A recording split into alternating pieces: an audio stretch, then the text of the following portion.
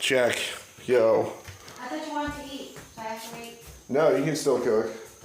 No, we didn't say anything about that. And you're gonna eat? Yeah, I can do both. I'll pause it. I'm not gonna be like an animal. Be like, so you guys, what's going on? I was walking back. Gotta get a nug to smoke while I'm doing this. What's up, you guys? Hope you're doing good, wherever the fuck you are out there in the world. Hopefully, you're, snorting cocaine on a yacht somewhere. Hopefully you tricked your way onto a yacht. Hopefully you did some 007 shit, got yourself on a yacht, and you're doing cocaine and banging models. Whether you're a guy or a girl, and whatever your sexual preference is, you're banging it. Whether it be a 400-pound woman with a mustache and a beard. You do you. No, I'm just talking. I don't know. It's a weird thing to start, so I just usually start out with something stupid. But Doodles is here. She's just gonna be. Waiting for food. Yeah. Cook. And I will be talking to you guys about Max. Doodles, did I ever talk to you about Max? No. Max was a kid. He was he was like 2 grades older than me. So, he moved away when I was in 4th grade. So he'd have been like 6th grade. He was a kid that lived down the road from me that I knew before Maddie moved into the neighborhood. I remember there's 2 brothers that used to live there. I don't even remember them. I just remember they were white.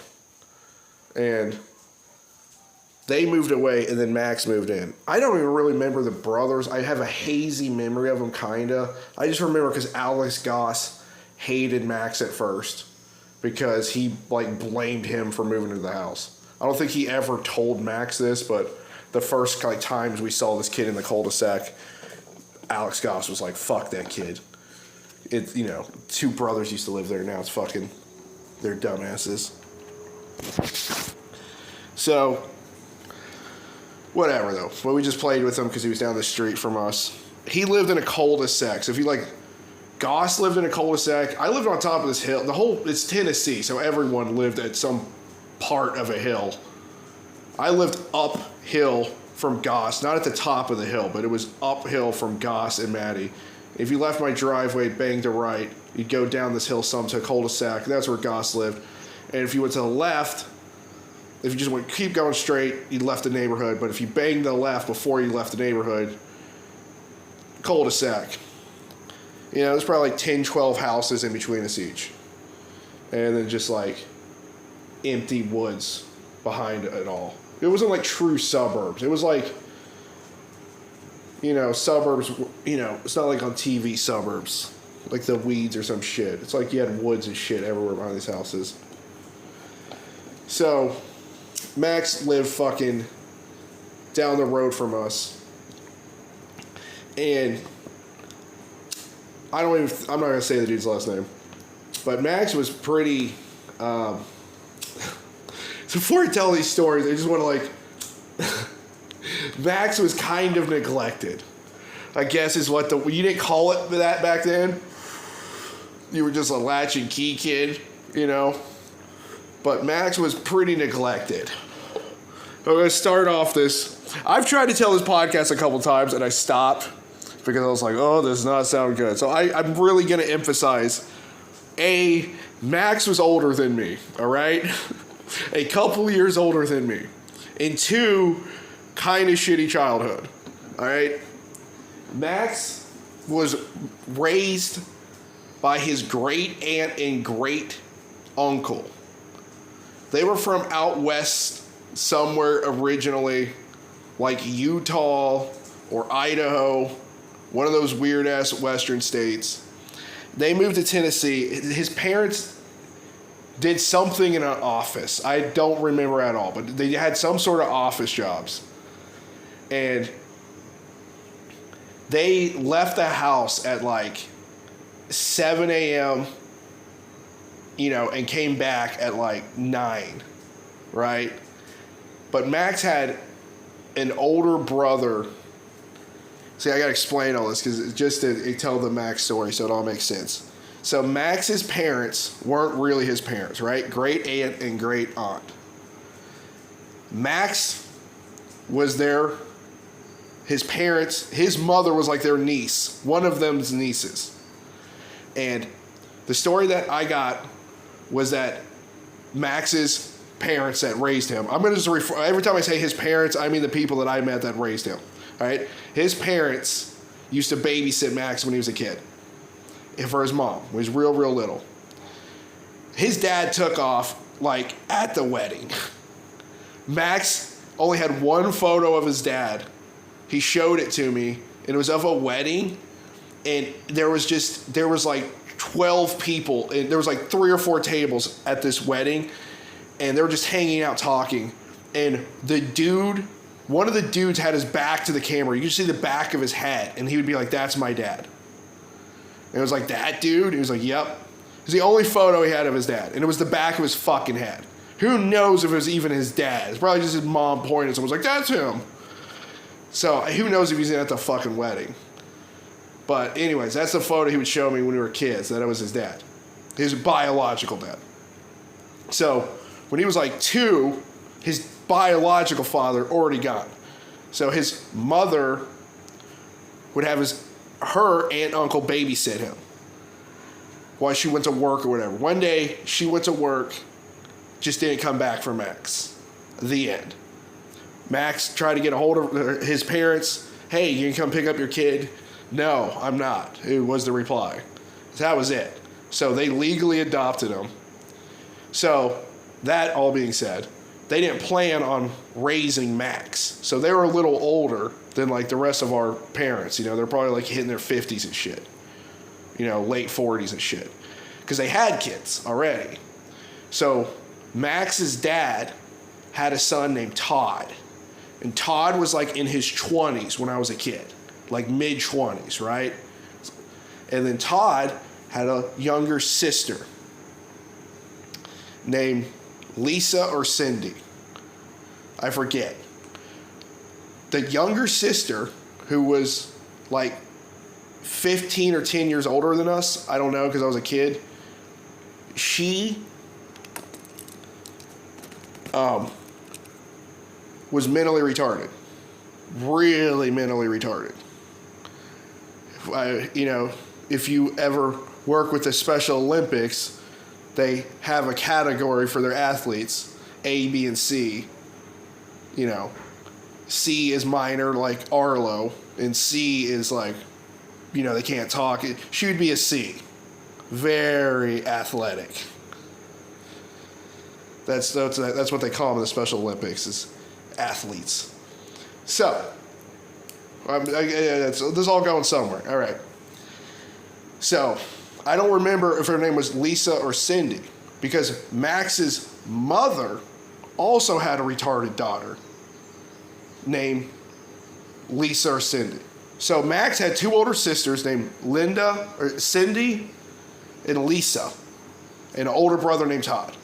His parents were previously married, and they got divorced. Their daughters, who were mentally retarded, went to school together. That's how Max's parents met. They got married, raised their kids into their early 20s, or I guess they were probably in high school, then adopted Max. Right? Kind of confusing. But, so I knew Max as a little kid. So, knowing Max, he had 2 mentally retarded sisters who were probably like in their early 20s, and an older brother who was in his early 20s. So, his parents could just leave him because there was someone there all the time. At the beginning, Todd lived there. Todd moved out later, so it was just his older sisters who, some of these stories I'll get into. So, Max was a bad kid. Max was a troubled child. I've seen him on Facebook. It looks like he turned out great, but I'm not going to say his last name or any of this, but he was a bad kid. There's really no other way to say this. He was a bad kid. He was kind of a bully. First fist fight I ever got was with him. You know, it was, we just threw some punches and then, yelled fuck you to each other. But, it was pretty evenly matched. He wasn't very big for his age, but he was like a bully. He was a mean kid, and he used to bully his older, mentally retarded sisters. And, oh my God. I saw this kid, he tied a Pop-Tart onto a string and led his older sister around the house like a Bugs Bunny cartoon. Like, would pull the Pop-Tart on the ground. It was in a wrapper, right? And he like taped it with a string. And the sister would like reach for it and he would like tug it a foot away from her. And she'd be like, ugh. And I remember as a kid being like, Max, that's like mean. He's like, shut up, Brian.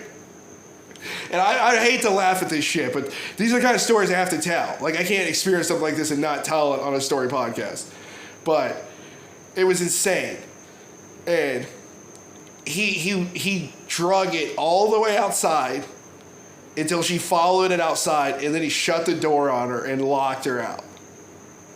And I distinctly remember me letting her back into the house, even though I was younger than him. He's like trying to like punch me and shit, like, don't do it. And I was like, Max, it's mean, dude. And like, I let her in. You know what I'm saying? Like, I was really nice to them, Lisa and Cindy. And this fucking asshole, dude, this kid, he tied a steak knife to a remote control car with just like the tip. Like, he like put tape around it, so just like a little bit of the sharp point was, and he would like chase them around and like stick them in the legs with this remote control car. And I remember like getting him to stop that shit too. This is just the shit I saw him do when I was around. Who knows what he did when I wasn't around.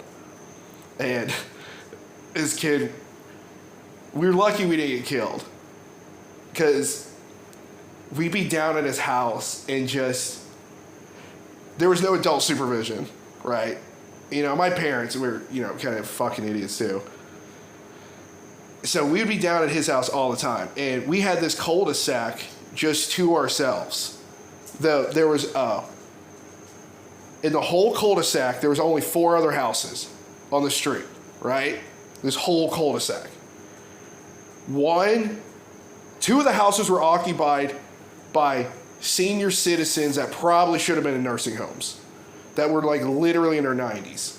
I remember like ding-dong ditching them one time, and we rang the doorbell and ran, and it was like 20 minutes later, the woman came to the door, and it looked like the crypt keeper. Like, we felt bad as kids. We forgot we rang their doorbell. We rang it, like hid behind some bushes. They're like, oh, I guess they're not home. And then like we were just playing on the street, and she like opened the door. It's like, hello.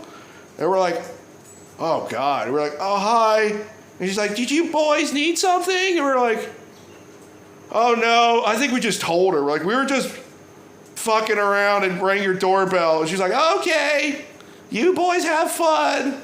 And she just like shut the door on us, and we're just like, oh, we never did it again. We're just like, oh, this isn't even funny. Like, she's too old for that. And then the other neighbor, who was really nice to us, I remember Max really liked her. She was this older lady. She always said we could play in the woods behind her house, and we loved her. But she was also like 90. And then the other house was a rental. And it was empty most of the time. It was just rental that people would rent out while their like better house was being built in the new part of the neighborhood. But it was rarely rented out. I remember the first time I ever saw like an Asian person. It was a girl that was adopted that lived there. And it was the first time like ever seen like, at least of me remembering, like hanging out with an Asian person. There was a lot of Asians in Tennessee back then. And just about every Asian kid I knew was adopted. So I didn't read like real Asians until I moved to like Seattle. Guys that actually tell me about their family and their history and shit. Anyways, so we had this cul-de-sac to ourselves, saying all that.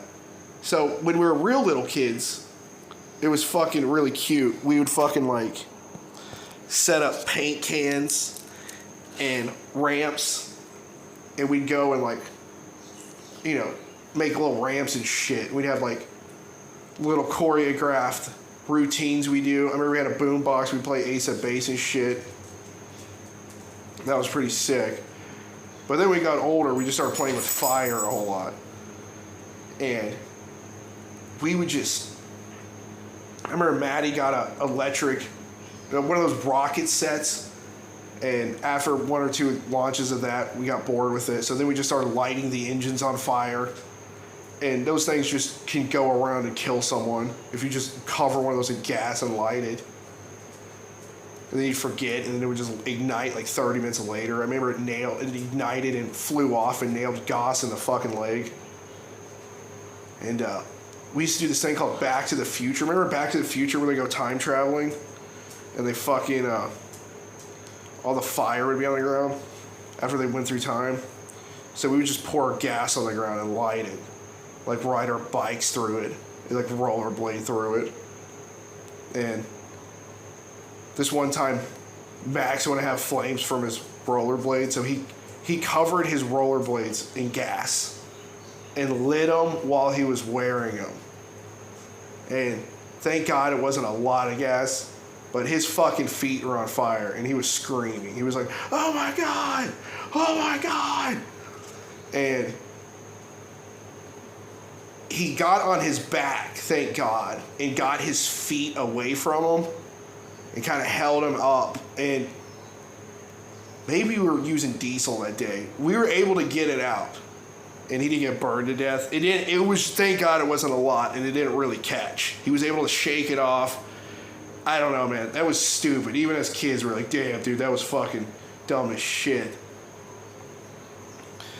And his older brother, Todd. Does he remember Beavis and Butthead, that bully? You probably never watched Beavis and Butthead, huh? There was this idiot that they used to hang out with. And that was like in his early 20s. They used to like bully them and shit on Beavis and Butthead. And his name is Todd too. And Todd was a fucking idiot. I don't know what happened to Todd. Like, he was stupid. Like, one of the earliest things I remember about Todd is him showing me a bent-up pipe in the back of his truck with, like, duct tape tucked, like, made a handle. And he's like, "You know what this is?" And I was like, "No." I'm like in second grade. This guy's like, he was in his 20s. And he was like, "This is a fucking N-word beater." And it's just like, even as a kid, I was like, I don't think you should be telling me that. Like, I know we were in the South and all, and damn, that's fucked up. But even as like a second grader, I was like, that's not cool, man. And he like finally moved out of his parents' house. Like, he was like 25 or something, 26. He finally got married, and he finally like moved out. And he just like left all his stuff in his room just as it was. So when we were like in second grade, we inherited a dude in his early 20s bedroom. And it was the sickest shit ever. It had like, I just remember like jumping on his waterbed, which is now Max's waterbed. Just jumping on it, listening to Funky Monkey by Beastie Boys on his like giant boom box. He left a giant boom box. He left all his CDs, and he just left everything. I guess his wife was like, "Fuck you," like, you know. Left a weight set. Left his video games. I remember playing, I think it was a Sega Genesis or Super Nintendo. It was sick as shit, dude. It was like the greatest thing ever for us kids, dude. We went underneath his bed and found a sawed-off shotgun wrapped up in a Confederate flag. That was pretty fucking cool. besides the N-word beater stick, he was actually a nice guy. That was retarded. That was a pretty foul joke he should have said, but now it's in the podcast, so now you guys heard it. But actually, thinking back on it, he's pretty fucking nice to me. Actually, wasn't that dumb either. But that wouldn't be funny if I just said he was a nice fucking guy. But yeah, looking back on it, he was nice. But probably not the brightest ball. That's what I should have said. If you're in the Marines, you would say he enjoyed a crayon or two. You know what I'm saying? Anyone that's in the service knows exactly what I'm talking about. He fucking probably has a favorite crayon. If he was selecting through a box of them. You're like, I enjoy orange red more than red orange. Have you ever noticed? And the rest of us go, no, we haven't, Todd. He's one of those. A crayon munching motherfucker. So, we used to go back there, hang out, listen to Funky Monkey, play video games. And I've mentioned plenty of times that I'm pretty fucking stupid. I think that's pretty been well documented in this podcast. I'm not this, I am definitely a crayon muncher myself. And Max, also not very bright. We were not. Goss and Maddie were pretty smart. Maddie was definitely probably the smartest out of all of us. And then probably Goss second. I'd probably say I'm smarter than Max if I had to. And then Max was probably the dumbest. And we wanted to make a video game. I got all excited when I said he had video games because we broke Max's Nintendo. We tried to make a video game when we were kids. We took the box that the cartridge came in, and we're like, let's make our own video game. And we took a green army guy and shoved it in that box and put dirt, little rocks, little sticks, and we're like, this will be the level for the guy to jump through. And we went to his freezer and scraped ice off the freezer into the cartridge, and we're like, we're gonna have a snow level. And we put ants and shit in there for bad guys, and we shoved that into his fucking Nintendo, dude. And it went, and that was it. There was no more video games at his house for his parents bought it. I guess his older brother probably bought a Nintendo a couple months later. But I remember it not working and then coming over to Max's and be like, hey, let's play Mario. And he was like, it broke. And I was like, what? And he was like, my parents said our video game broke it. And I was like, how could that video game break it? And then, I got older and realized that's not how video games are made. But, so when Max, we got his brother, we had a Nintendo. I remember his brother was bad as shit at Mario. He was awesome. And then, we inherited his room. It was the shit, man. Jumping on the bed, listening to the Beastie Boys. And then, his parents had, internet. And that was insane. That was the first time, downloading nude photos. And for a kid being second grade, that was insane. It's holy shit. And I know a lot of people are like, oh, kids exposed to pornography probably fucks it up. I want to talk about this subject a lot, actually. And I know it's a weird subject to talk about, but pornography and being exposed to it as a young age. Before internet porn, when I was a kid in Tennessee, pornography magazines used to be everywhere on the side of the road. And when I was a kid, if you walked down the road, in a matter of minutes, you would find a pornographic magazine. And it would just be laying there. You didn't have to go on the computer to look for it. It was just there. And it would be horrific Tennessee truck stop shit. It'd be zoomed in on a woman's vagina. It didn't even look, it was a medical photo almost. It was good lord, dude. And that was way more graphic than seeing, a nude photo of Tomb Raider. a digitized photo of Laura Croft. I remember me and him trying to find, we used to play Laura Croft. I remember that game a lot. And they used to always talk about, there was a code where you could see her nude if you typed it in.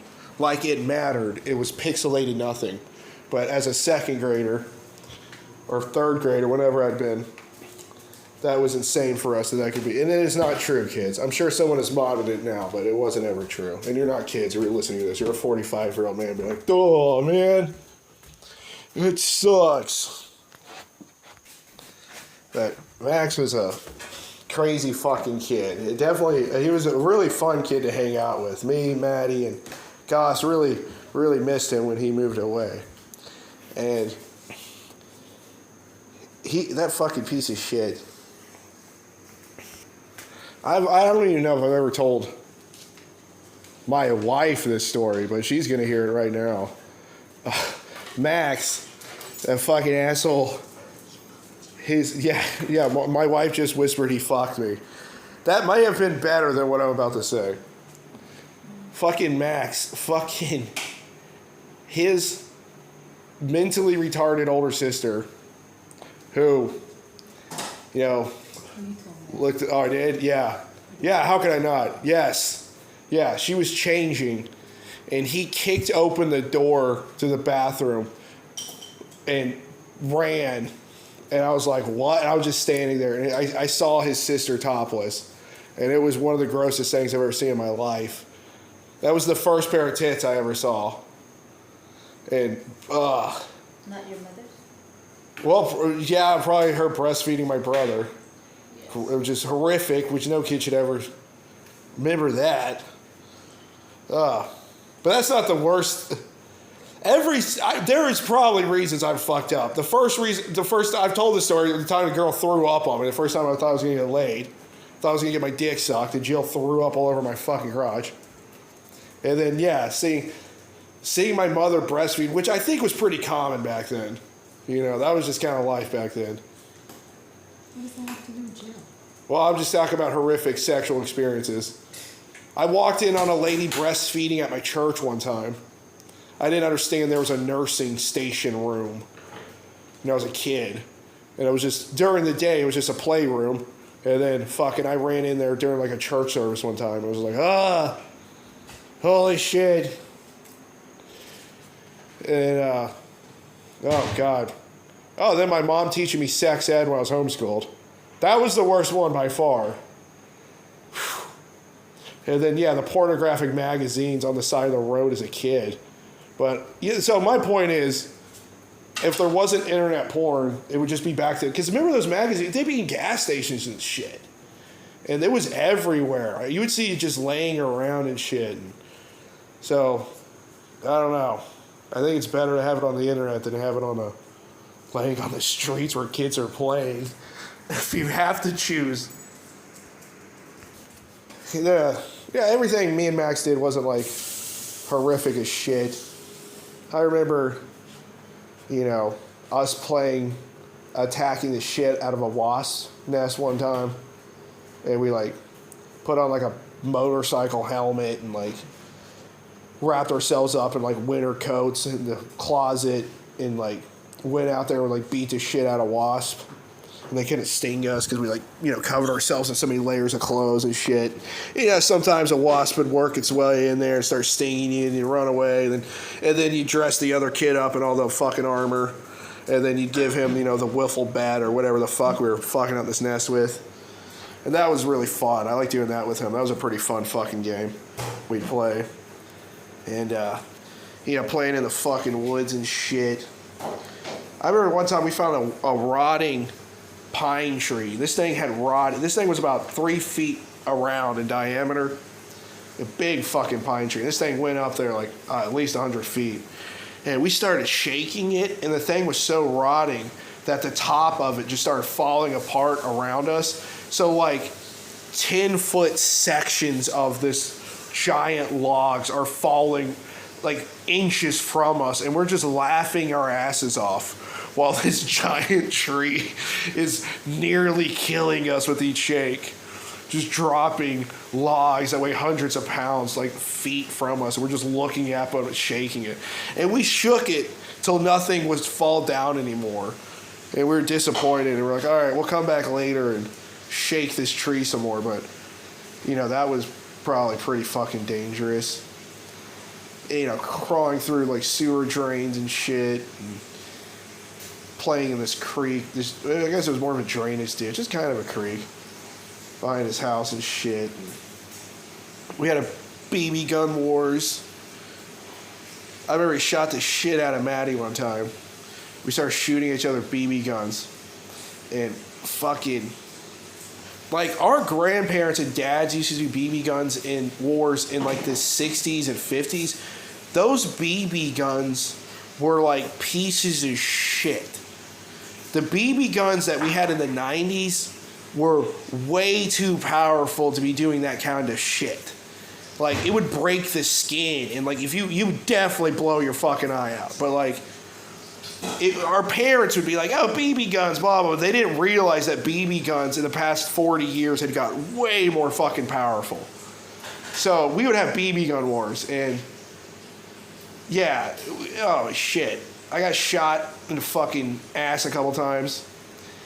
But I remember this time Max shot Maddie in the fucking shoulder, dude. And it fucking broke this skin. It was like, broke this skin, welted up.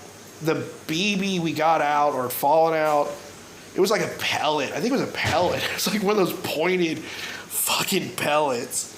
And it was like war, dude. I remember me and Max were in this treehouse, and like Maddie was shooting us. All these BBs were like hitting the inside of the treehouse. And then just Max, I remember just like took his time and sighted it up. I remember he was like looking down the sight. And he was like, bam! And I just heard Maddie screaming, ah! And we're like, okay, all right, we're ceasefire. We're treating it was pretty much it was a shootout in the Wild West at this point. And yeah, we went down to Maddie, and bro, he was fucked up, man. We had to fucking slap some leaves on it and fucking. But he loved it. It was great. It was a lot of fun. Yeah, bottle rockets and fireworks. I remember Todd showed me how to hold a bottle rocket and light it, and then you just let go of it and fly off and explode. And we were always just playing with fireworks in the cul-de-sac, and it was heaven for a kid. It was absolute heaven. And then Max's older sister. There was Cindy and Lisa. Lisa is the one whose breast I saw. That, oh man, that was. Whew. And then Cindy. I know. Well, it's the podcast, babe. It's fucking. What am I gonna do here? Not tell these people, leave out the good stuff of my life. Seeing a fully retarded woman's breast that looks like the Hunchback of Notre Dame from the Disney movies in drag. If you want to picture what she looked like. Yeah, it was horrific, dude. Horrific. I'll never get over that. It's 30 years later, over 30 years, I'm still talking about it. I'll never get over that shit.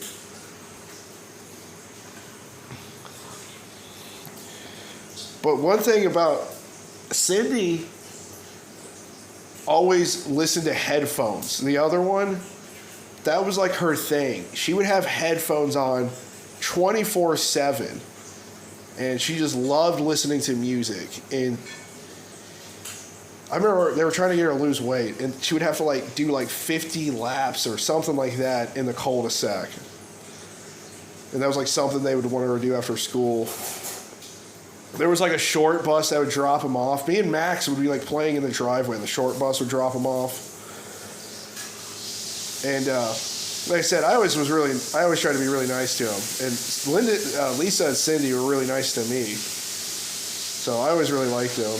I always really liked Todd and his parents. They were nice to me, even though I barely ever saw his parents. And Max worked out. He's fine. But Lisa loved cleaning. She just liked a clean house. And so Max and me, being the shitty little kids we were, we could just make a mess, and she would always just clean it. And I tried to, be good, but Max would literally just like throw shit on the floor and laugh. I remember like helping clean up shit, Like I remember him literally like throwing shit on the ground and me be like, dude, that's fucked up, man, and like cleaning it up, like so Lisa didn't have to. Well, I did. I know. I was a little kid. Like I said, Max was older than me. He was like 2 grades older than me. Like he should. I would like if he was in 4th grade, I was in 2nd. Why don't you do that already? Why don't you do it now? Well, because I treat you horrible. That's why. I've never. And sorry, I pause it once in a while just to think of a couple more things here. I talk about Max here. But his house was super fun too because they had a sick ass basketball hoop that was in the cul-de-sac, and they had this thing just like cemented and anchored with like a real solid backboard in the perfect spot of the cul-de-sac for us to play basketball. Had the fucking free throw line marked off. It was 10-foot regulate. It was sick, man. So we always could play basketball in the cul-de-sac, and like I said, we owned this cul-de-sac. It was sick, and there was we also got Todd. We got the hand-me-down toys from his older brother, which was super sick because it was old 80 toys, like shit we couldn't find. I remember they had like this thing you'd sit on your butt and you just turn this handlebar back and forth left and right as fast as you could, and this thing would move forward somehow. The wheels, I'm sure some physics guy could explain it, but the wheels were like at an angle. If you just turned it left and right, it would move forward. It was fucking magic. We'd play with that thing, and he had one of those balls that had the circle around it. It looked like Saturn, but you could bounce on it. And he had moon boots, and the first skateboard I ever saw was there, and it wasn't even a skateboard. It was like how the dude does it in fucking, Back to the Future. When he goes back to the 50s, he finds that kid pushing around that thing with the handles, and he just rips the handles off and starts skating on it. That's what it was. It was a toy that originally had handles on it, and they took off the handles so you could skateboard on it. I remember it had like the 4 screw holes, and you can see where the handle used to be. And that was that's how skateboards were back then. You fucking make them. And so that was, I wasn't like completely making it from scratch with, like roller skate parts, but, that's what you would do back then. And then it was fun. Yeah, I remember eating shit hard on a bike one time. Todd rode by, going down the hill to the bottom where the cul-de-sac was, riding with no hands. He had his arms crossed, and he rode by me, and he just waved to me as he rode by. And I was like, that's sick. So I just got to the top of the hill, got max speed, just let go of the handlebars. That fucking wheel turned sideways. I went head over heels on that motherfucker. No helmet, none of that shit. I ate it. I remember where I got fucked up the most was my finger. Somehow my finger got fucked up. Face, everything else fine. My finger was just like destroyed. I was a kid, so I was fine, 5 minutes later. But man, I ate it. Holy shit. Oh, I'll never forget that wreck. That was the first wreck I ever had on a bike where I like understood I could really like, whoa. I gotta keep control of this bad boy. My fucking Harley Stallion here. We used to put the baseball cards in it so it'd make that sound. They're good fucking times. Alright, so that's the fucking podcast about old Max, my good friend. Wherever you are, buddy, like I said, kind of neglected. Not really your fault, bud. And Cindy, Lisa, I love you guys wherever you are. And Todd, you're always really cool to me, guys. I fucking love you guys. Thanks for, not molesting me or any shit like that. All right. Love y'all.